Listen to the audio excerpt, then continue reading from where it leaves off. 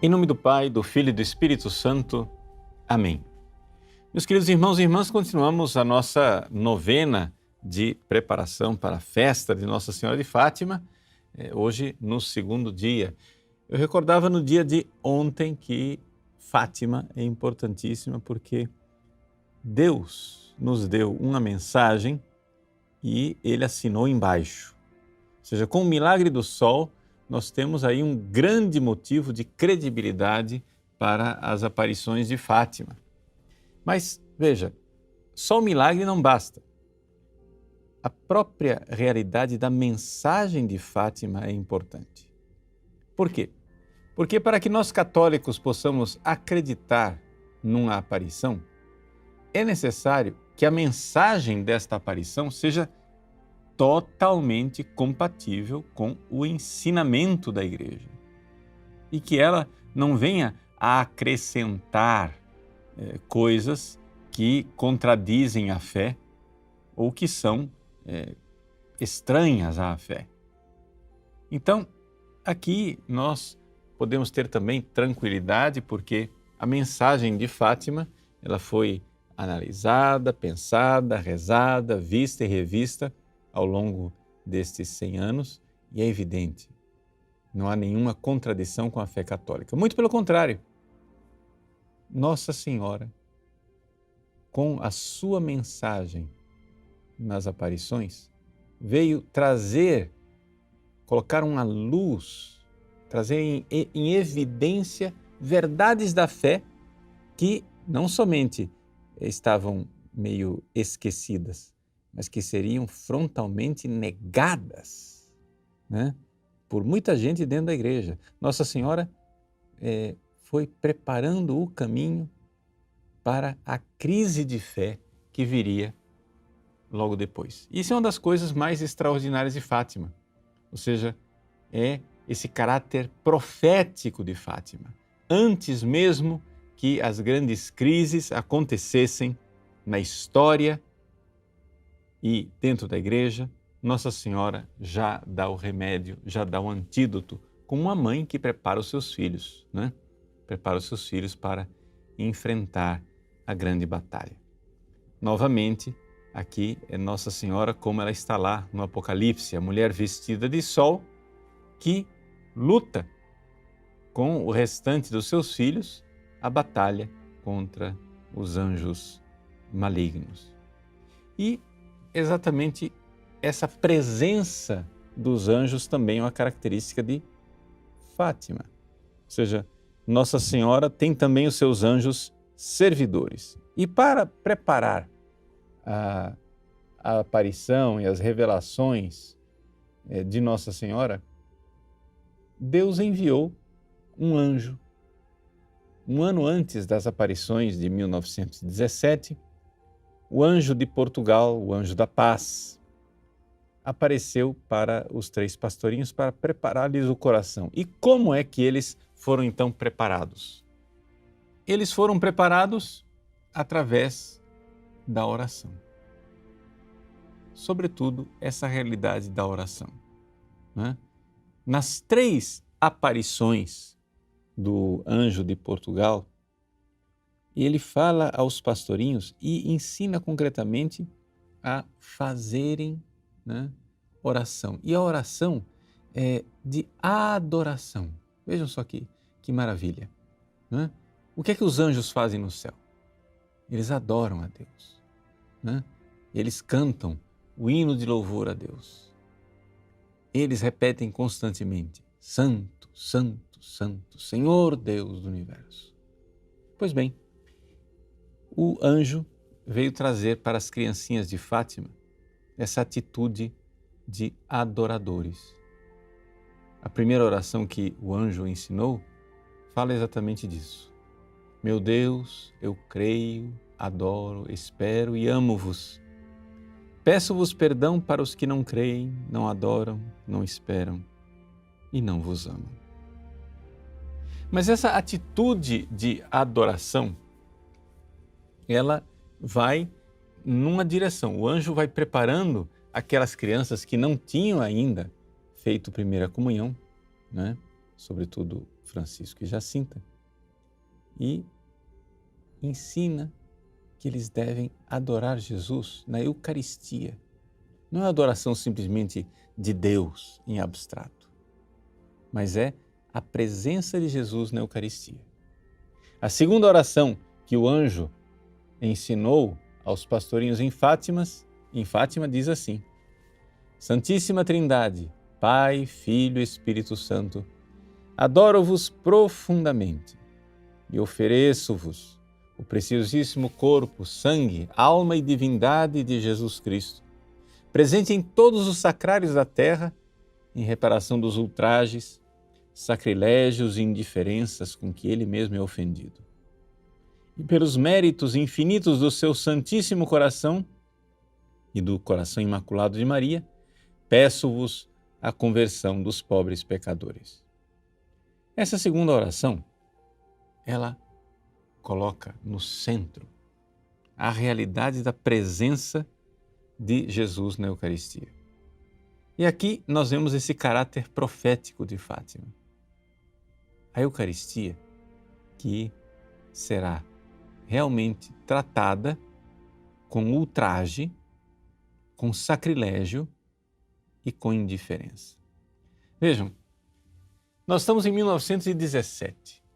Claro que já havia ultraje, sacrilégio e indiferença, não é? Naquela época. Mas, se nós olharmos para a situação que nós vivemos hoje em dia, a coisa realmente é muito mais grave. É enormemente, incomensuravelmente mais grave.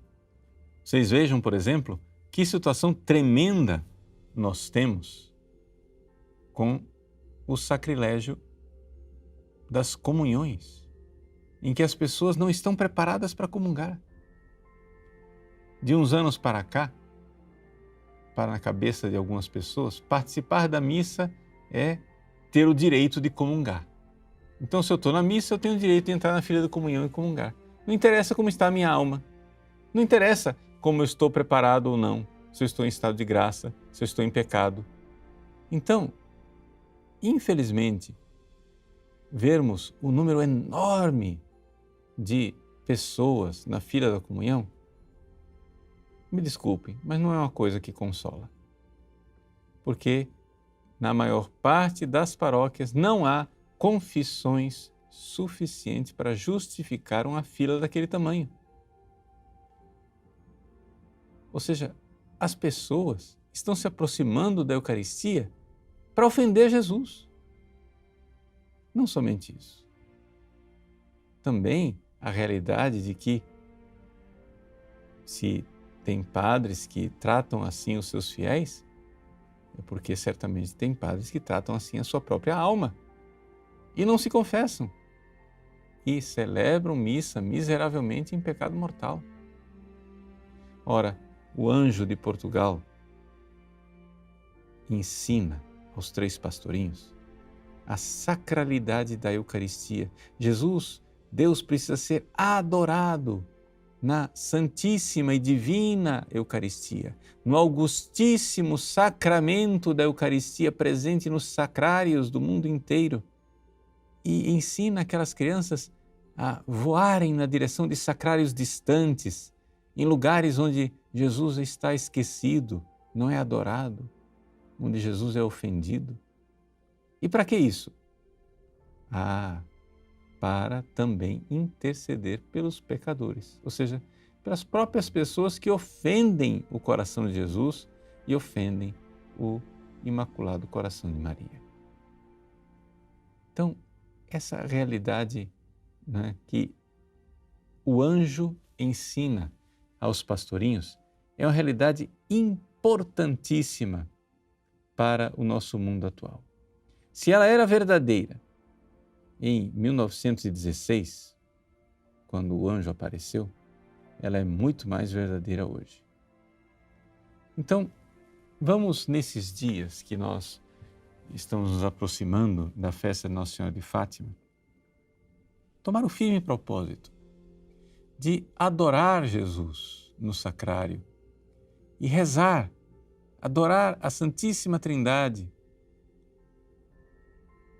que com a presença física maravilhosa de nosso Senhor Jesus Cristo ressuscitado nos sacrários, a Santíssima Trindade está lá também, porque onde está o Filho, está o Pai, está o Espírito Santo.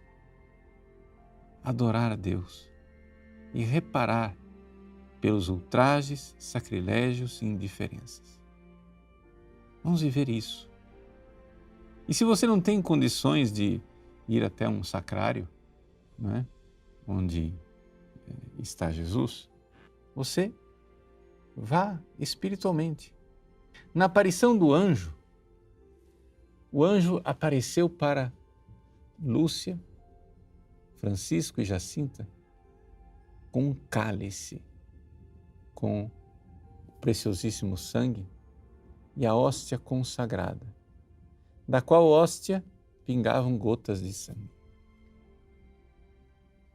O anjo, então, deu a comunhão para Lúcia, da hóstia, e deu do cálice para o Francisco e para a Jacinta.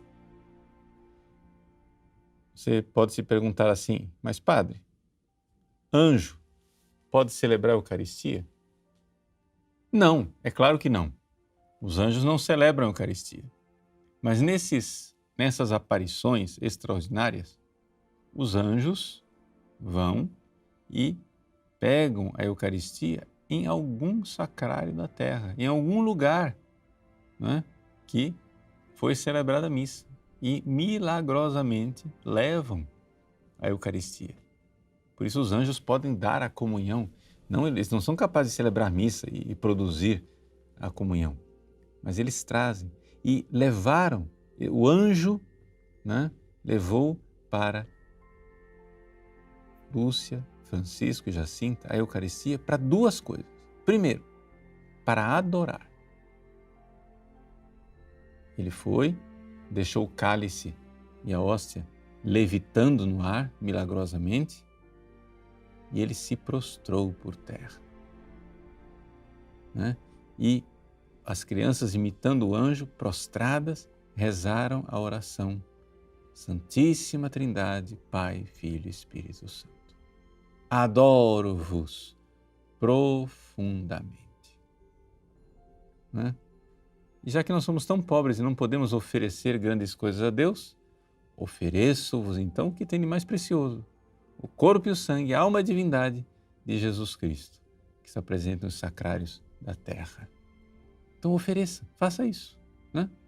Aqui nós vemos uma belíssima sintonia da oração do anjo de Portugal com a oração que o próprio Jesus ensinou a Santa Faustina no terço da Divina Misericórdia.